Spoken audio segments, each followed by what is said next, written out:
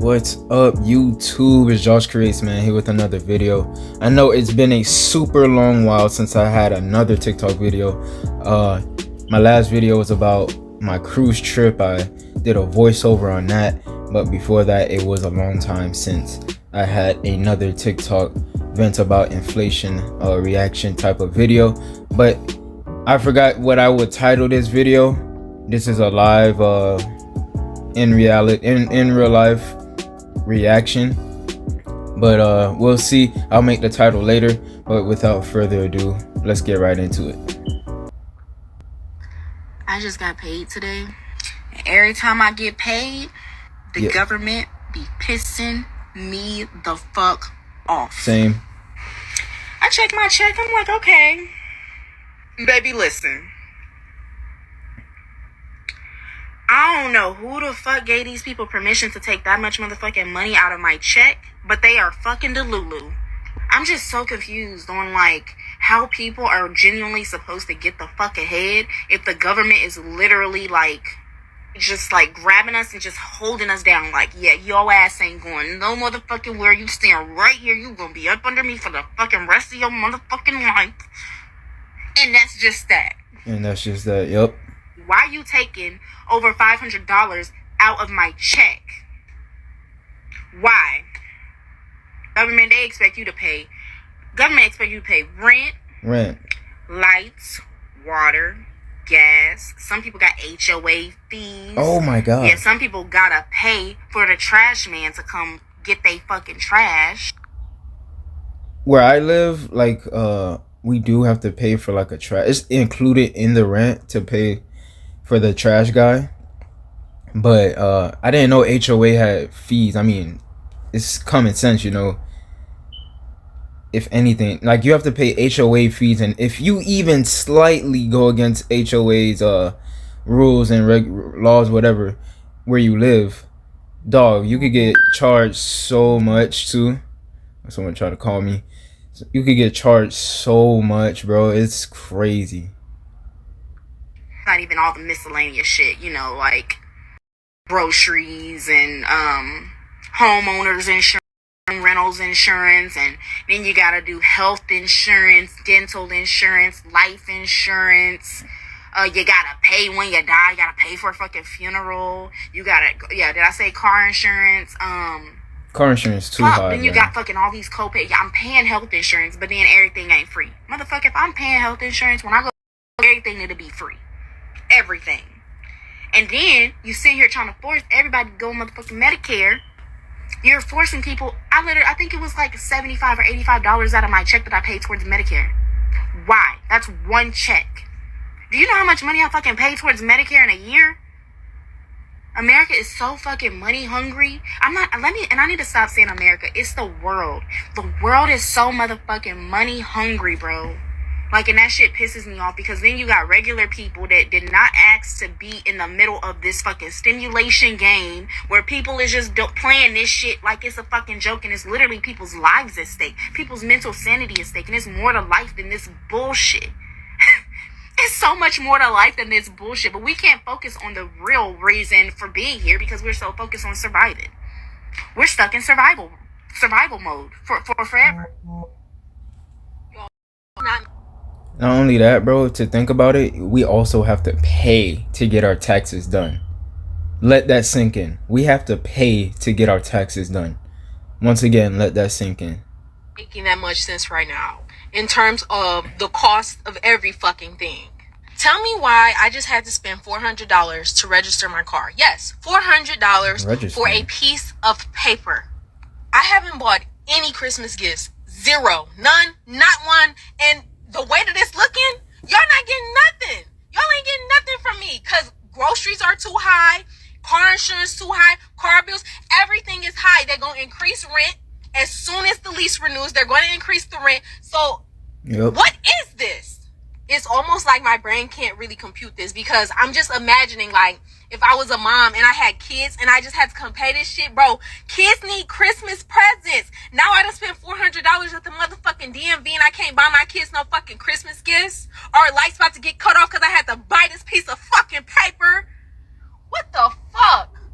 I'm sorry for using all the F-bombs, but Nah, I don't use know it. anybody right now who isn't struggling financially. And I'm talking people who are employed, dual income households, people who make decent money, people who are not living outside of their means. Everyday people are struggling. People have maxed out credit cards, 20, 30, 40, 50, $60,000 in debt. Same here.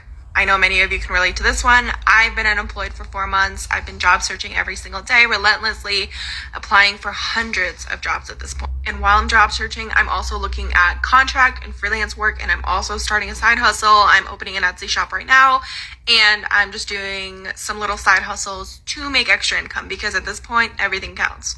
I'm just wondering, like, when is enough? Because I'm so sorry. You ever let this sink in what I'm about to say? She said she's currently unemployed. I think she said 4 months. For 4 months, doing freelance work and side hustles on Etsy. So even if she's not working, she still has to work. I'm pretty sure, I'm not sure, but hopefully she applied for unemployment. Even that, they don't even approve you right away. And it's still not enough. So once again, she's still working while she doesn't really have a job. She has to do freelance work and a side hustle. And guess what? They tax that too. Oh my gosh. people every single day are struggling. They can't eat because they can't buy food. They can't fill their car. They can't go to work. Like, what do we do? Like, I don't know. Every single person at this point needs a side hustle, needs an extra job, working multiple jobs. Like, this is just wild. So, I don't have a solution. Just my little rant, and I know you guys can probably relate. Of course we could relate. No, but can we talk about how fucking frustrating it is being in your 20s and not having any financial support whatsoever?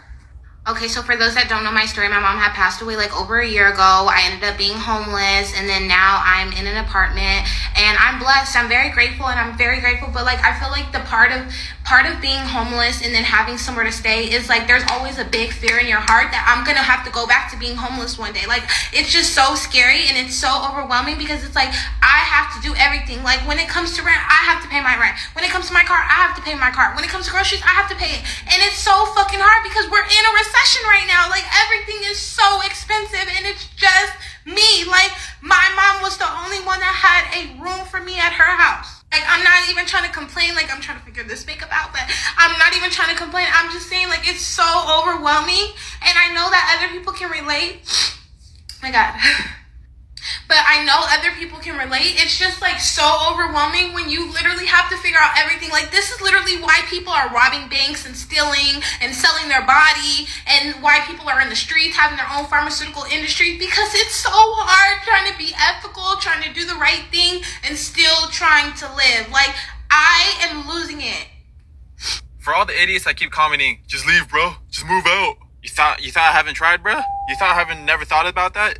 You don't just leave or just move out. Exactly. There's so many variables you gotta be in control of first. First off, in this shitty economy, there's already the rent that you gotta worry about. Everything's hella expensive for no reason. So if you're going for somewhere cheaper, you gotta make sure that's still a safe neighborhood. So Yep. I'm trying to find a delicate balance between a good price and somewhat of a safe neighborhood. And if you're moving out with someone else, like with a friend or your girlfriend, bro, I gotta coordinate with them too.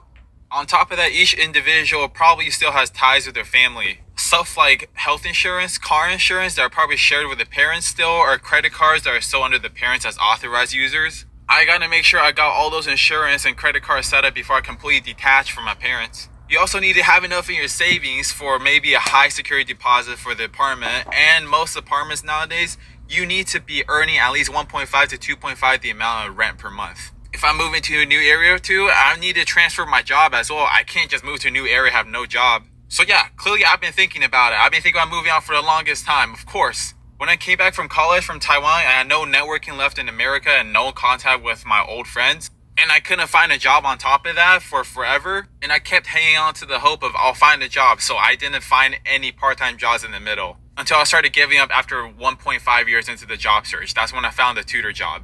And that was also after I got rejected a bunch of tutor centers or retail stores somehow. So yeah, I've been planning to move out for my entire life. I just kept getting caught in bad financial spots and being led on by false hope.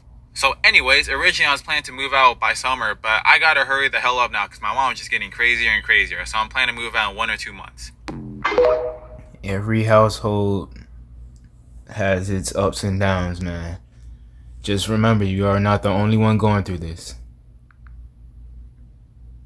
Sometimes I just wish I was a Nepo baby. Like, sometimes I just wish that I had, like, financially extremely stable, successful, super successful parents that give me that leeway where I just have, like, an easy road to the top. You know, especially being immigrants, having immigrant parents that immigrated to this country. It is so difficult to really deal with them and the lack of financial literacy, or when you are trying to acquire financial literacy, how difficult it is for them to understand why you are even acquiring financial literacy. Like, there's one creator on here where she's Nigerian and her dad has multiple businesses, and she has, like, I think she has like 17 or something siblings, but her dad, when he's in Nigeria or whatever it may be, he lets the kids stay in the house as long as they're going to school or they're working, they're doing something, but they're allowed to stay in the house rent free. And he really teaches them a lot of financial literacy things, such as like owning cars, owning homes, and they're able to see that and they're able to emulate that, and thus their lives are pretty much financially stable. And she also, like, helps people on this platform and talks about financial literacy, credit cards, high yield savings account, all that.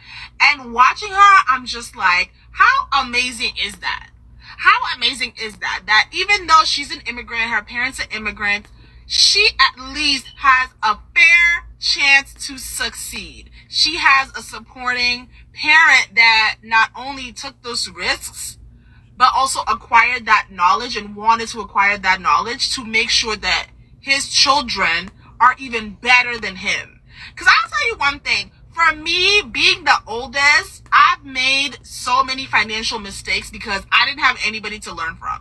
I didn't have anybody to tell me. I didn't have anybody to learn from. So I learned from my mistakes, whether it was overusing credit cards and now learning how to pay credit cards, or I wanted to go to school, and because I had to pay for school, I learned how to finesse that. Like, nobody taught me that. And because I learned all those things early, I'm now realizing at 21 how beneficial those things are. But they did not come without pushback from my parents. Like, you would think they would encourage me to acquire knowledge that A, they didn't have time for, A, they couldn't, or B, they didn't feel like they were capable of. Let me tell you, when I was getting my first credit card and I realized that a gym that I had signed up for under my mother had taken me to collections and I was a minor, let me tell you, I told my mom and she was like, why are you even getting credit cards?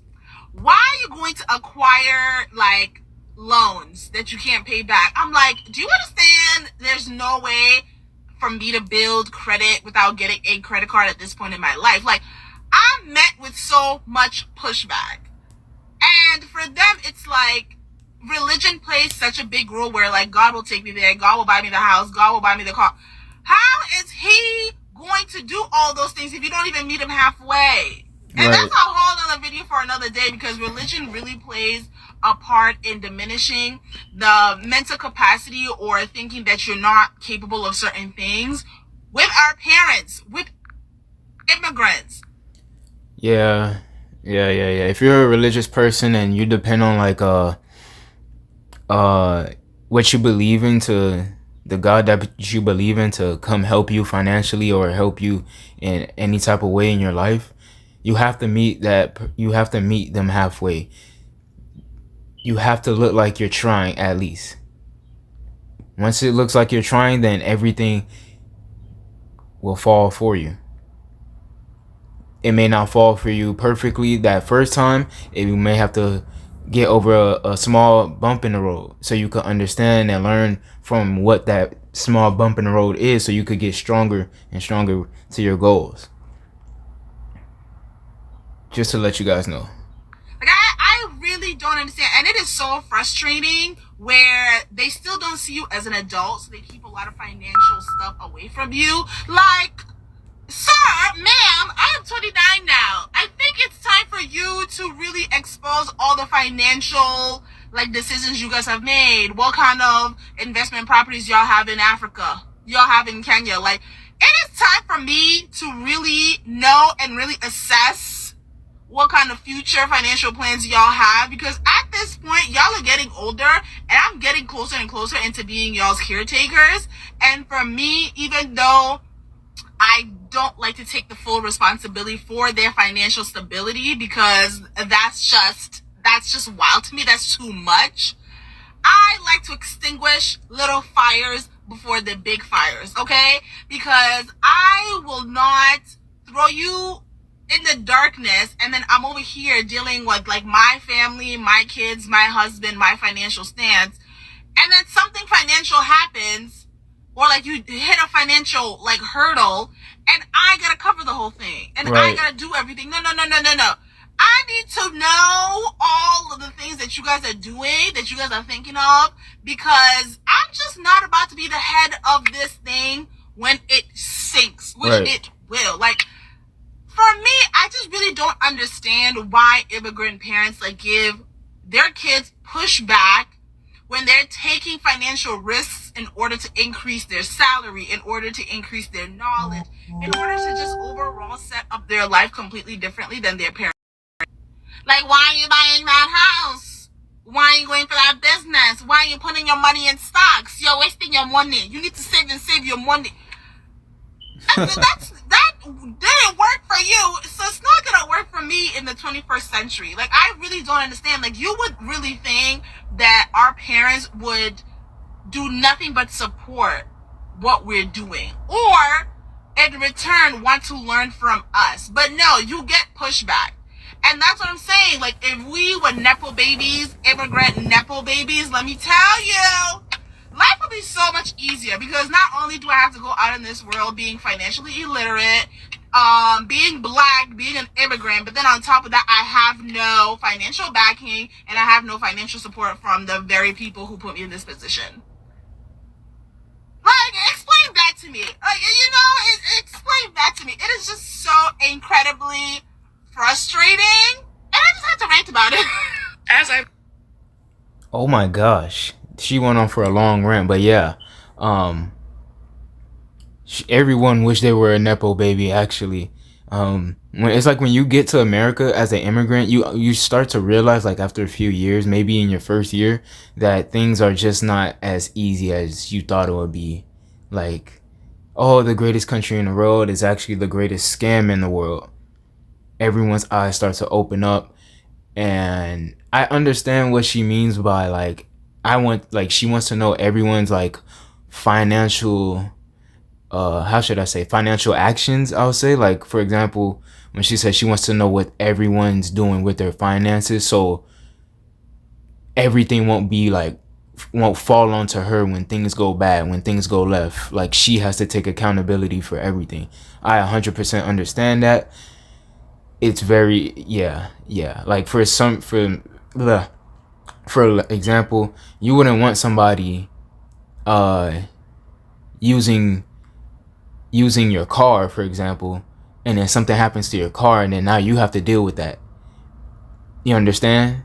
I'm sorry, I borrowed it and this what happened. You don't know what happened because you weren't driving with that person. You let them borrow your car, but something happened and now it's you gotta waste money. You could now, if the person that you let borrow your car, for example, wants to help you out financially, then so be it. But if they don't, oh boy, that's all I can say.